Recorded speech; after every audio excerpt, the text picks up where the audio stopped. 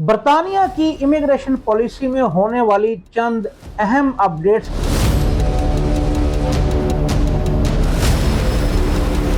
زیادہ تر تارکین وطن کے لیے مستقل رہائش حاصل کرنے کا عام راستہ 10 سال تک بڑھانے کی تجویز وہ سامنے آ چکی ہے۔ حکومت کا مقصد یہ ہے کہ مضبوط کیسز کو جلد آگے بڑھایا جائے۔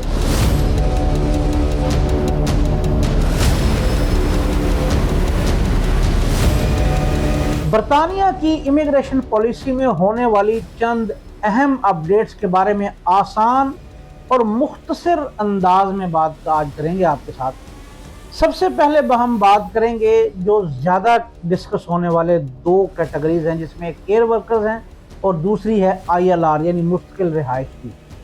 برطانوی حکومت نے ارنڈ سیٹلمنٹ منصوبے کے تحت زیادہ تر تارکین وطن کے لیے مستقل رہائش حاصل کرنے کا عام راستہ 10 سال تک بڑھانے کی تجویز وہ سامنے آ چکی ہے، لیکن ابھی اس حوالے سے تمام حتمی تفصیلات قانون کا حصہ نہیں بنی۔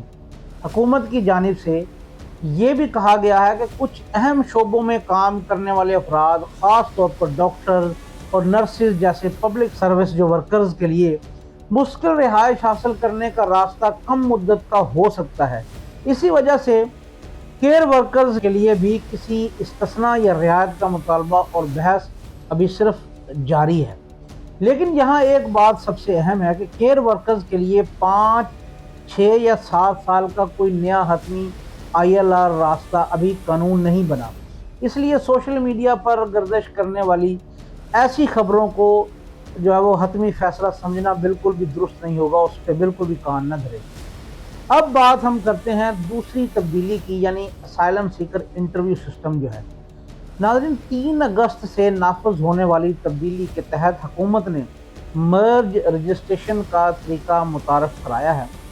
اس کا مطلب ہے کہ یہ پہلے ہونے والے الگ اسکریننگ اور پھر الگ تفصیلی انٹرویو کی بجائے ایک ہی انٹرویو میں درخواست گزار کی رجسٹریشن، بنیادی معلومات اور اسائلم کلیم کی بنیاد کا جو اس کا بنیادی پوائنٹ ہوگا اس کا جائزہ لیا جائے گا۔ حکومت کا مقصد یہ ہے کہ مضبوط کیسز کو جلد آگے بڑھایا جائے، جبکہ ایسے دعووں پر بھی تیزی سے فیصلہ کیا جائے جن میں جو تحفظ فراہم کرنے کی جو بنیاد ہے، جو بنیادی وجہ ہے، وہ موجود ہی نہ ہو۔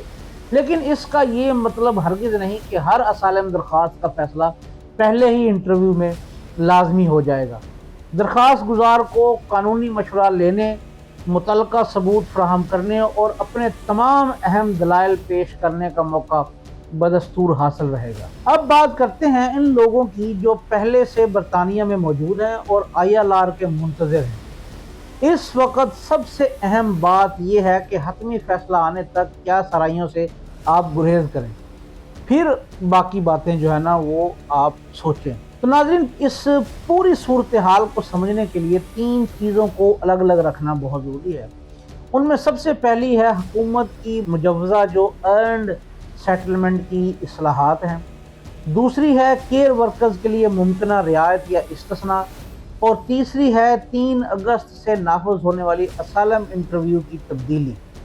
ان تینوں معاملات کی قانونی حیثیت بالکل بھی ایک جیسی نہیں ہے، اس لیے کسی بھی حتمی نتیجے پر پہنچنے سے پہلے حکومت کی منظور شدہ پالیسی اور امیگریشن رولز کو دیکھنا بہت ضروری ہے۔ اور آپ کے لیے سب سے زیادہ ضروری یہ بھی ہے کہ کسی بھی سوشل میڈیا جو آپ کو انفارمیشن ملتی ہے اس پر کان دھرنے کی بجائے آپ ان کی آفیشیل ویب سائٹ پہ جا کے ساری انفارمیشن، اس کی معلومات لیں۔ اور دوسرا سب سے جو مستند طریقہ آپ کے پاس ہے کہ آپ کسی بھی قانونی ماہر سے جو قانون کا نالج رکھتے ہیں، سولیسٹرز ہیں، وکیل حضرات ہیں جسے ہم یہاں پہ سولیسٹرز کہتے ہیں، امیگریشن لائرز ہیں، ان سے آپ جا کے ان تمام معلومات کے لیے جو رائٹ انفارمیشن ہے ان سے حاصل کریں تاکہ آپ صحیح فیصلہ کر سکیں اور بروقت کر سکیں۔ ناظرین، ملتے ہیں اگلی ویڈیو میں۔ میں ہوں رانا توصیف، دیکھتے رہیے DST۔